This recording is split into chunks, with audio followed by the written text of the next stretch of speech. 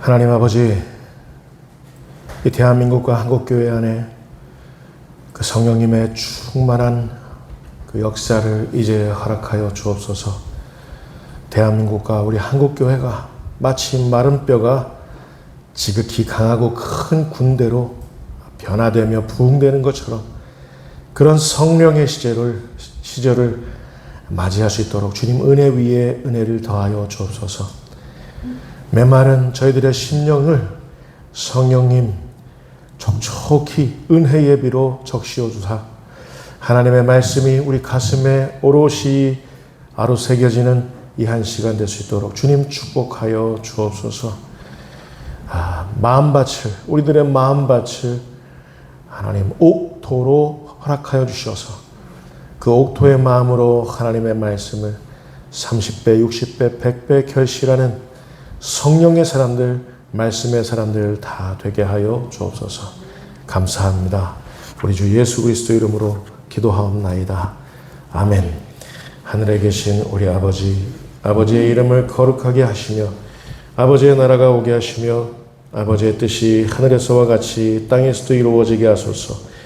오늘 우리에게 일용할 양식을 주시고 우리가 우리에게 잘못한 사람을 용서하여 준 것 같이 우리 죄를 용서하여 주시고 우리를 시험에 빠지지 않게 하시고 악에서 구하소서. 나라와 권능과 영광이 영원히 아버지의 것입니다. 아멘. 할렐루야. 오늘 우리들에게 주시는 하나님의 말씀입니다. 요한복음 14장 16절 17절 말씀. 요한복음 14장 16절 17절 말씀입니다.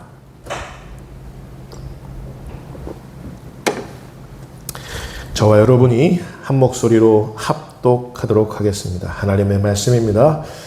경청하며 영혼의 옷깃을 여미시고 대하실 수 있기를 바랍니다. 16절 17절 같이 합니다.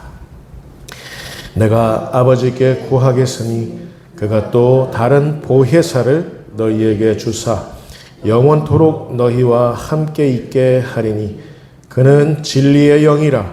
세상은 능히 그를 받지 못하나니 이는 그를 보지도 못하고 알지도 못함이라. 그러나 너희는 그를 아나니 그는 너희와 함께 거하심이요 또 너희 속에 계시겠음이라. 아멘. 할렐루야. 성령께서 하시는 일이라는 제목으로 함께 우리 하나님의 음성을 청하도록 하겠습니다.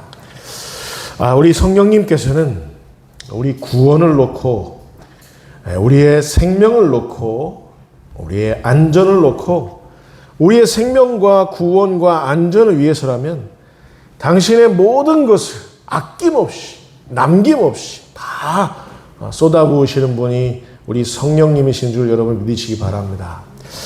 성령님 왜 그렇게까지 하십니까? 왜 그렇게까지 쏟아부으십니까? 마치 성령님께서 사랑할 사람이라고는 우리 하나밖에 없는 것처럼 왜 당신의 모든 것을 다 쏟아부으십니까? 그렇게 우리가 되물을 정도로 우리의 구원, 우리의 생명, 우리의 안전을 위해서 오늘도 일하시는 분이 우리 성령님이시다라는 사실을 기억하실 수 있기를 바랍니다. 심지어 우리가 죄악으로 우리의 허물로 성령님을 가로막아 서는 일이 있다고 하더라도 그것을 뚫고 들어오셔서 어떻게 하셔서? 뚫고 들어오셔서 쏟아부어 주시는 분이 우리 성령님이시다. 아멘. 그리고 또 성령님께서는 어떤 분이시냐면 우리의 모든 것, 우리의 세계, 우리의 가정, 우리 사회, 우리 교회, 우리 국가, 그리고 온 열방에 이르기까지 모든 우리의 세계를 따라서 해보실까요? 지탱해 주시는 힘이다. 지탱해 주시는 힘이 바로 우리 성령님이십니다. 우리가 존재할 수 있도록, 우리 가정이 존재할 수 있도록, 우리 사회가 존재할 수 있도록, 우리 나라가, 우리 교회가, 온 열방이 존재할 수 있도록 지탱해 주시는 분이 우리 성령님이신 것을 여러분 깨달으시기 바랍니다. 또 하나, 우리 성령님께서는 우리가 시리에 빠지고 낙담에 빠지고 좌절해서 우리로 하여금 우리가 우리 사명을 잊고 다른 데에 가서 배회한다 손치더라도 우리로 하여금 우리가 살아있게 하는 그 이유, 우리의 사명을 다하기까지 우리보다 앞서, 이게 중요합니다. 우리보다 앞서 행하시는 분이 우리 성령님이세요.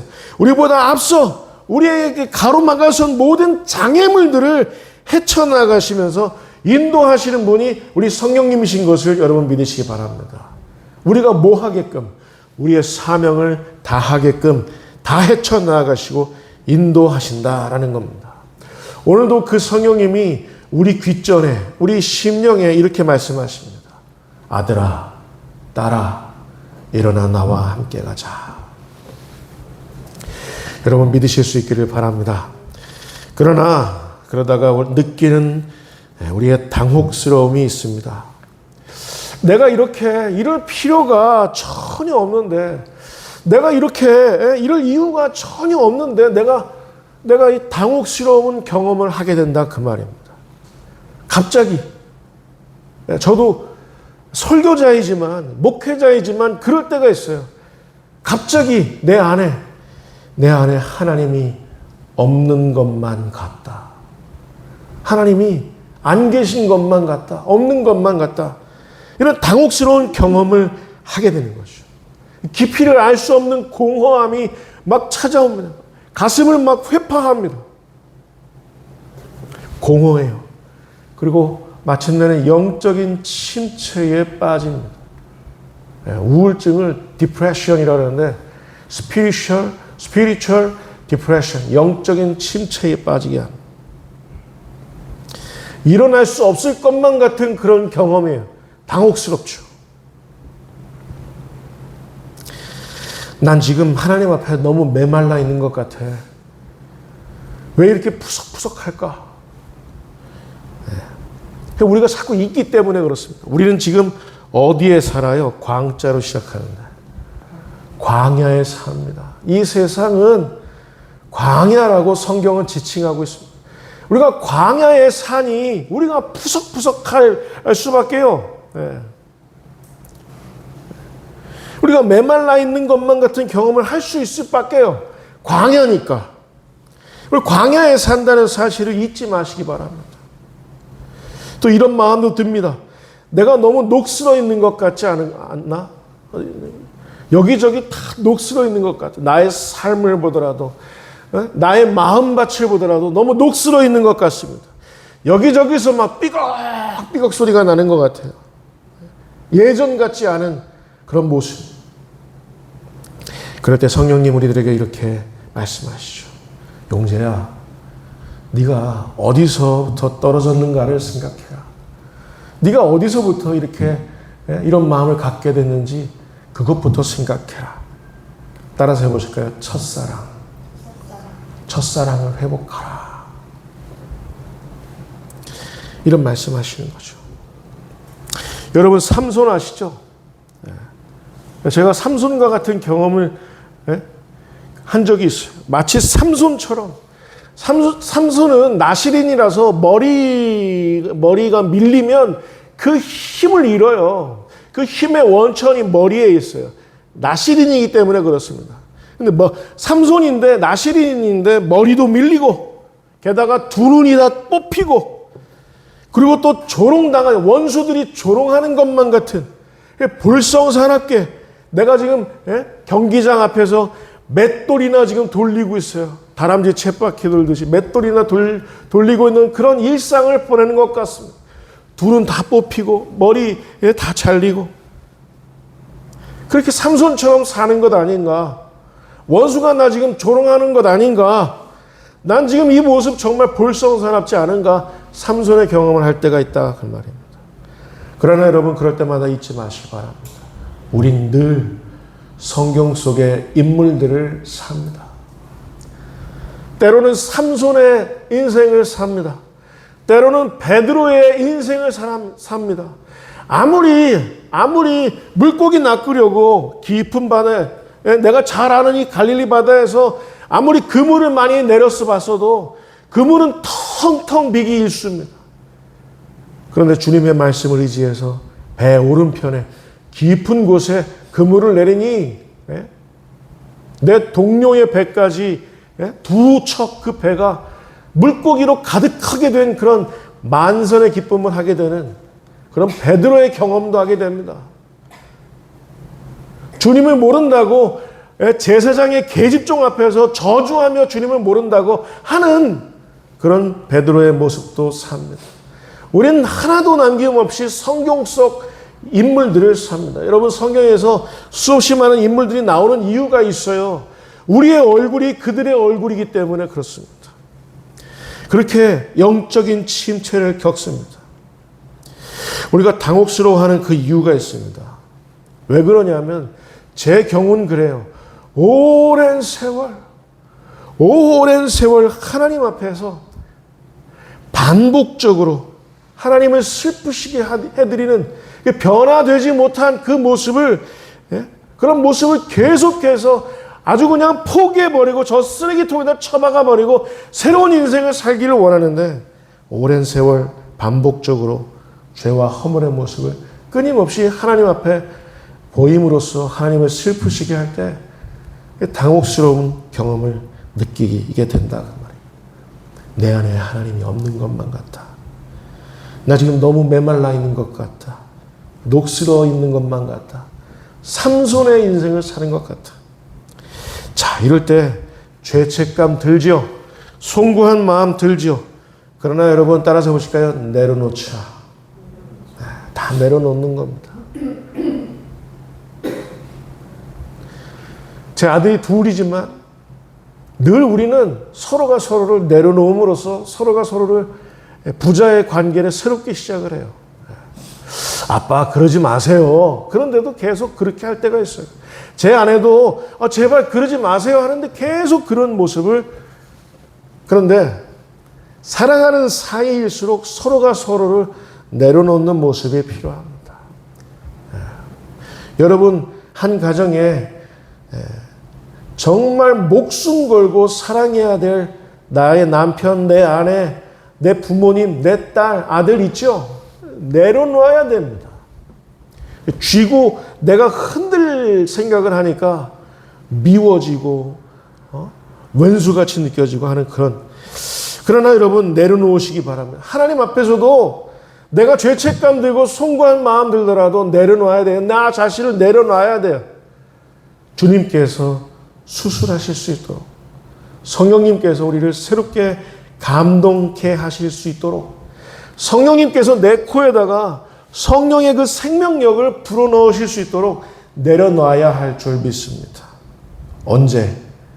내가 당혹스러울 때, 하나님이 안 계신 것 같아, 나 지금 너무 메말라 있는 것 같아, 나 지금 녹슬어 있는 것 같아, 이런 마음 들 때, 여러분, 그러나 기억하십시오. 가짜들은, 묻겠습니다. 가짜들은 당혹스러워 할까요? 가짜들은 죄책감 느낄까요?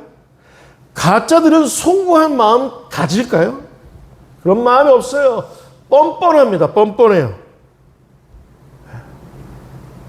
너희들이 나를, 주님께서 이런 가짜들을 향해서 너희들은 내가 굶주렸을 때, 너희들은 내가 배고팠을 때, 내가 헐벗고 있을 때, 내가 정말 감옥에 갇혀있을 때 너희들은 나를 돌아보지 않았다. 너희들은 염소와 같은 이들이다. 이렇게 한 말씀이 있어요. 마태복음 25장 41절부터 46절까지 말씀.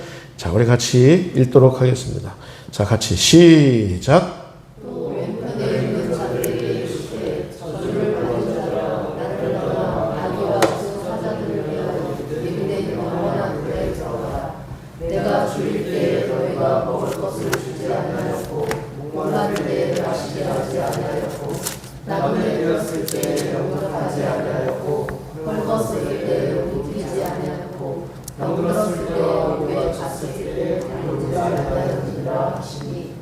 그들도 대답하여 이르되 주여 우리가 어느 때에 주께서 죽으신 것이나 고통받으신 것이나 나무에 계신 것이나 헐벗으신 것이나 병드신 것이나 옥에 갇히신 것을 보고 공향하지 아니하더이까.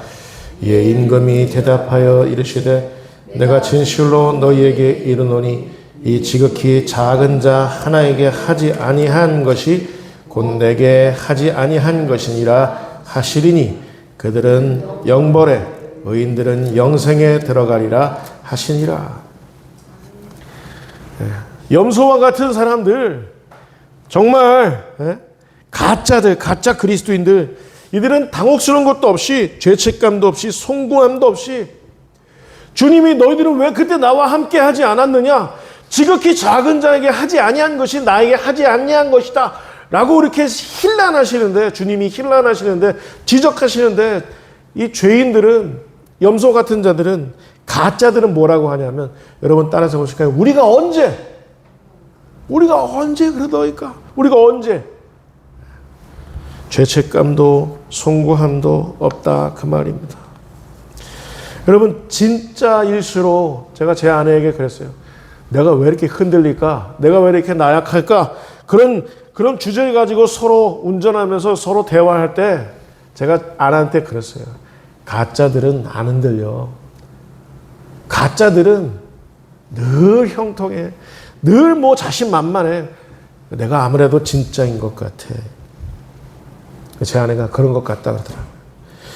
여러분, 우리가 인생 살아가다 보면 두 가지 힘을 겪게 됩니다. 우리 밖의 힘. 우리를 저항하는, 우리를 이렇게 대놓고 반대하는 두 가지 힘을 느낍니다. 하나는 죄의 중력입니다. 비행기가 하늘을 날 때 중력을 끌어당기죠. 우리가 인생을 날아갈 때, 믿음의 날개를 펴고 날아갈 때 죄의 중력을 느낄 수밖에 없다 그 말입니다. 죄의 중력을 느끼지 않고 신앙생활하는 사람은 그 어디에도 없다 그 말입니다. 우리가 살아가는 곳에 죄투성이에요. 죄의 중력을 우리가 이겨내야 할 줄 믿습니다. 또 하나는 이 사회의 구조적인 악입니다. 사회악.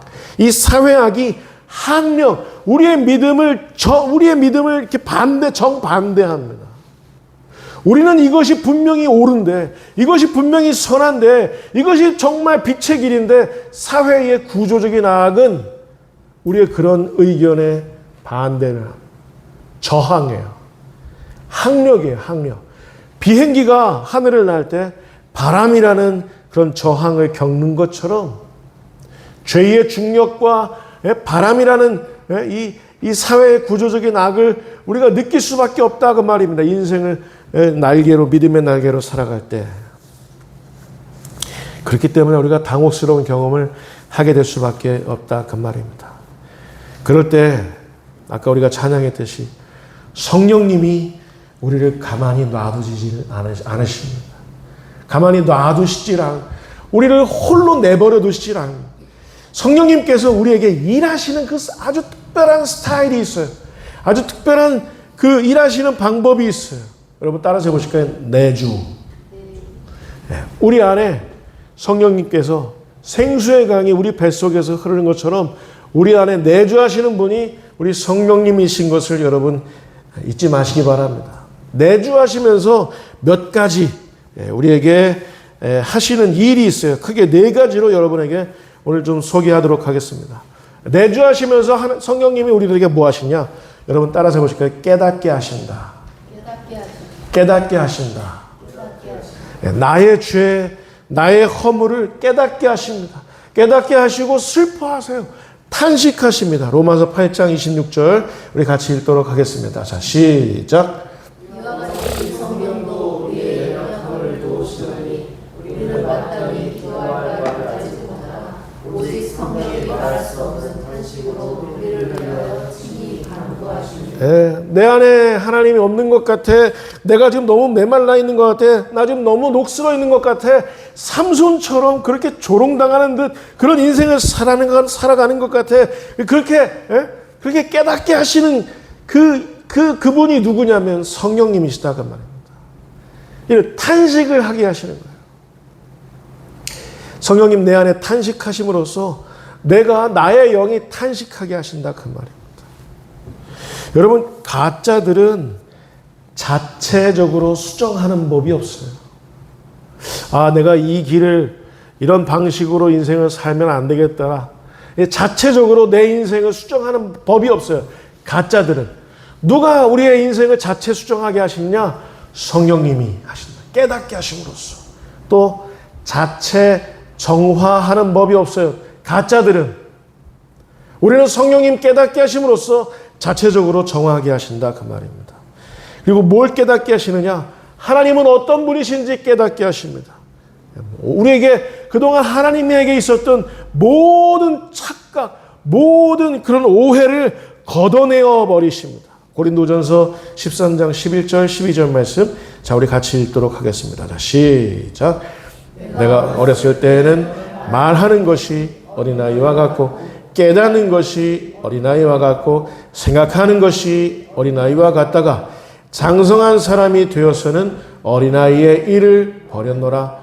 우리가 지금은 거울로 보는 것 같이 희미하나 그때에는 얼굴과 얼굴을 대하여 볼 것이요 지금은 내가 부분적으로 아나 그때에는 주께서 나를 아신 것 같이 내가 온전히 알리라. 하나님은 어떤 분이신지 지금은 거울을 보는 것처럼 희미하지만 내가 지금 부분적으로 아는 것 같지만 그때에는 성령님께서 나를 온전히 영화롭게 하셨을 때는 그때는 온전히 깨닫게 되고 온전히 알게 될 줄 여러분 믿으시기 바랍니다.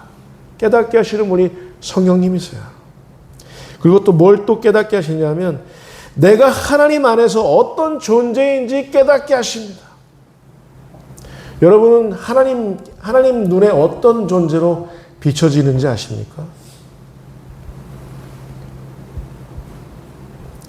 누가복음 15장에 보면 세 가지 잃은 것들에 관한 비유가 나옵니다. 첫 번째는 잃은 양, 두 번째는 잃은 드라크마, 세 번째는 잃어버린 탕자의 비유가 나와요. 하나님은 우리를 잃어버리셨다라고 생각하십니다. 그러나 우리를 잃어버리셨을지라도 마침내는 우리를 찾아내고야 마시는 분이 우리 성령님이신 것을 여러분 믿으시기 바랍니다. 아멘?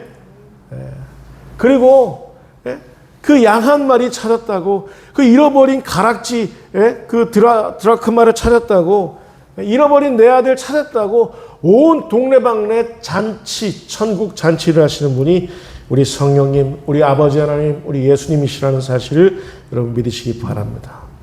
또 마태복음 20장에 보면 포도원 품꾼에 관한 비유가 나오는데 3시, 오전 9시, 6시, 정오 12시, 그리고 9시, 오후 3시 이렇게 세 번 장터에 나와서 일꾼을 찾으십니다. 포도원에 다 나와서 나의 포도원에 들어와서 일하라, 사명을 다하라 라고 이렇게 말씀하시는 분이 우리 하나님이신데 마침내는 제 11시에도 11시가 몇 시인지 아세요? 6시면 포도원 문을 닫습니다.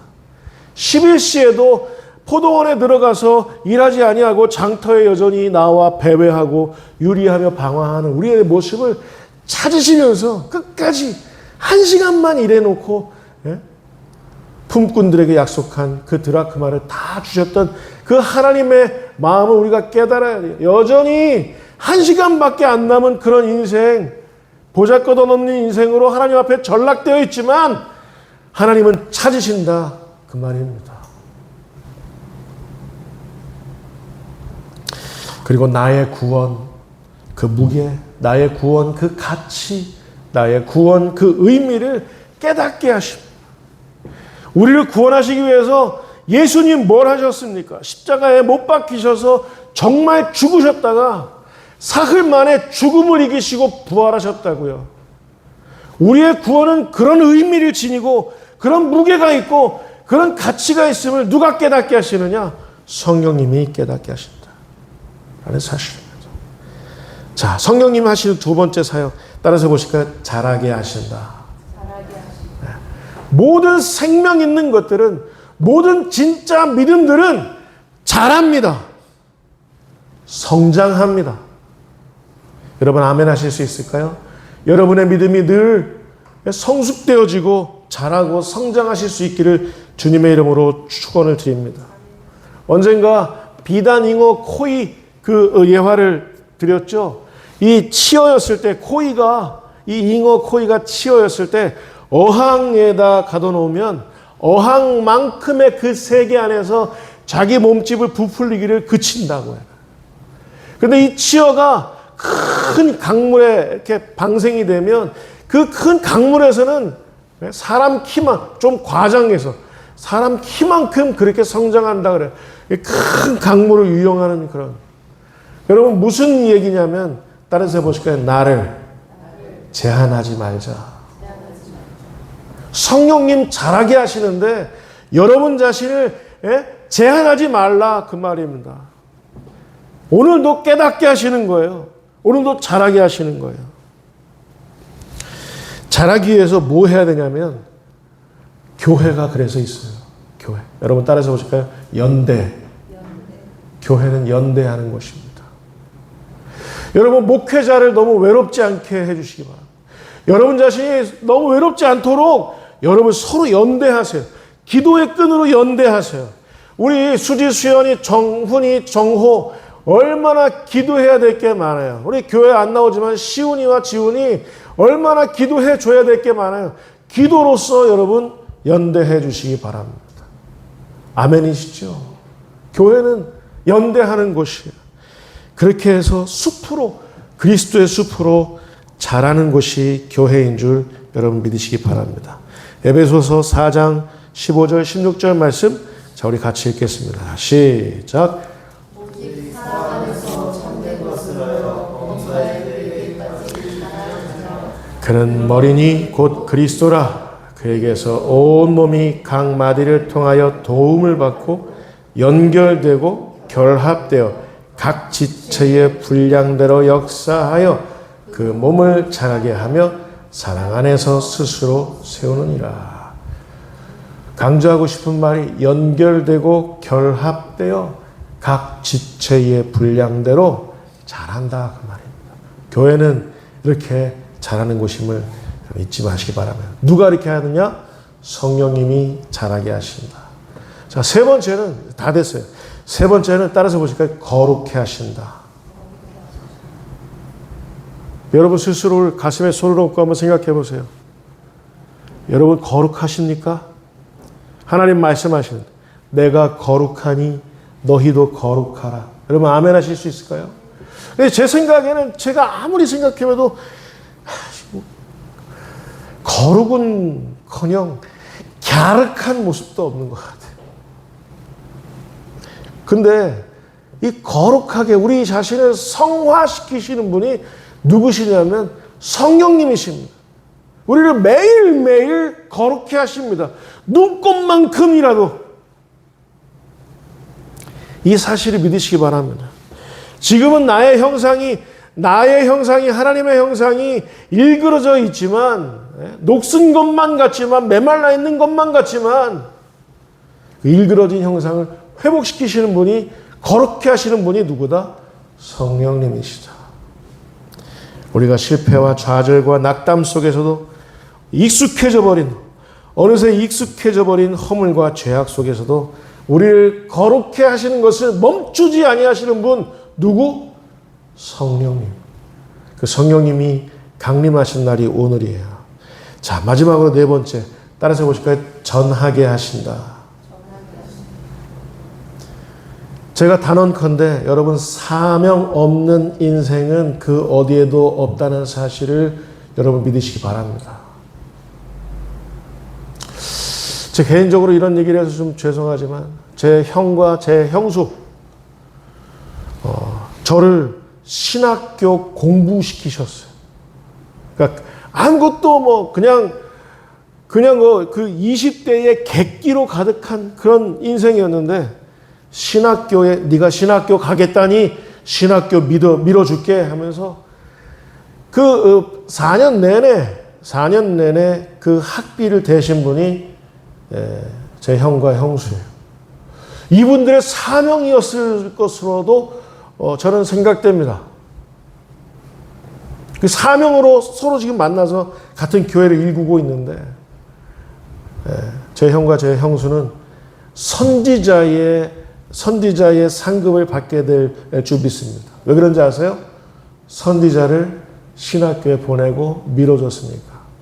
제 아내도 마찬가지예요. 제 아내는 신학대학원 3년 내내 학비를 대줬어요. 제 인생은 왜 제 혼자 힘으로 어떻게 좀 해결하지 못한 그런 인생이었는지 좀 이렇게 약간 찌질한 마음도 좀 들지만 이 사명 다 있다 그 말입니다. 사도행전 1장 8절 우리에게 어떤 사명이 있는지 확인해 보도록 하겠습니다. 사도행전 1장 8절 같이 읽겠습니다. 시작. 성령이 너희에게 임하시면 너희가 권능을 받고 예루살렘과 온 유대와 사마리아와 땅 끝까지 이르러 내 증인이 되리라 하시니라.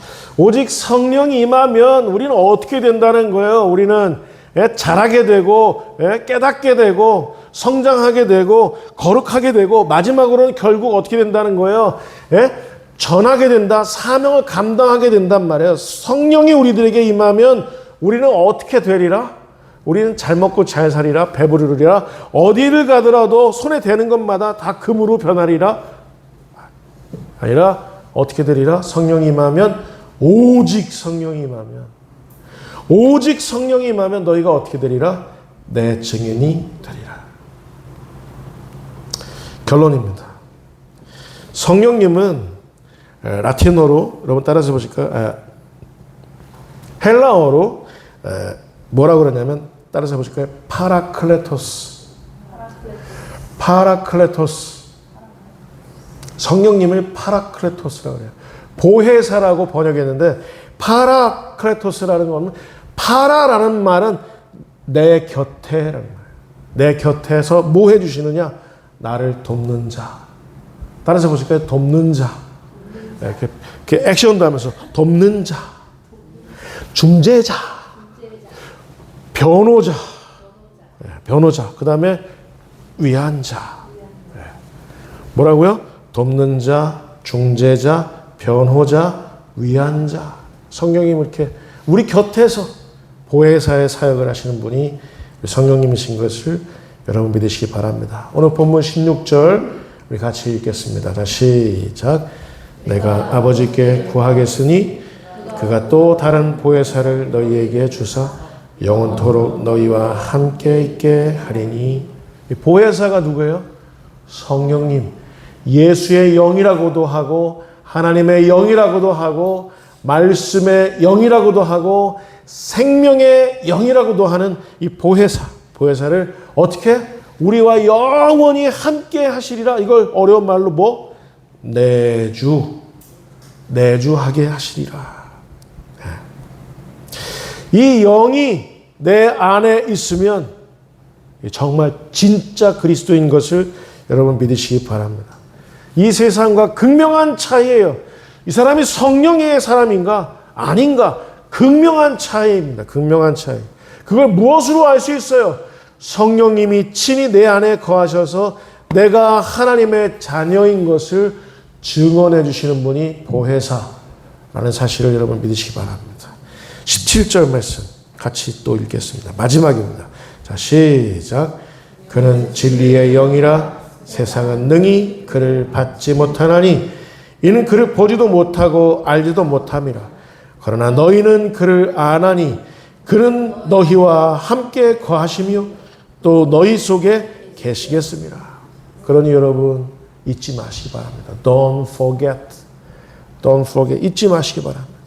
따라서 보실까요? 우린 성령의 사람들입니다.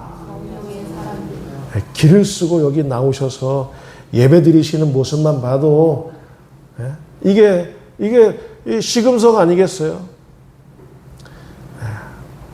길을 쓰고 이 화평교회 안에서 연대하는 모습을 보더라도 우리는 성령의 사람들인 것을 여러분 스스로 확인하시고 성령께서 어떤 일을 하셨는지 여러분의 인생을 뒤돌아보시면서 오늘 하루 보내실 수 있기를 바랍니다.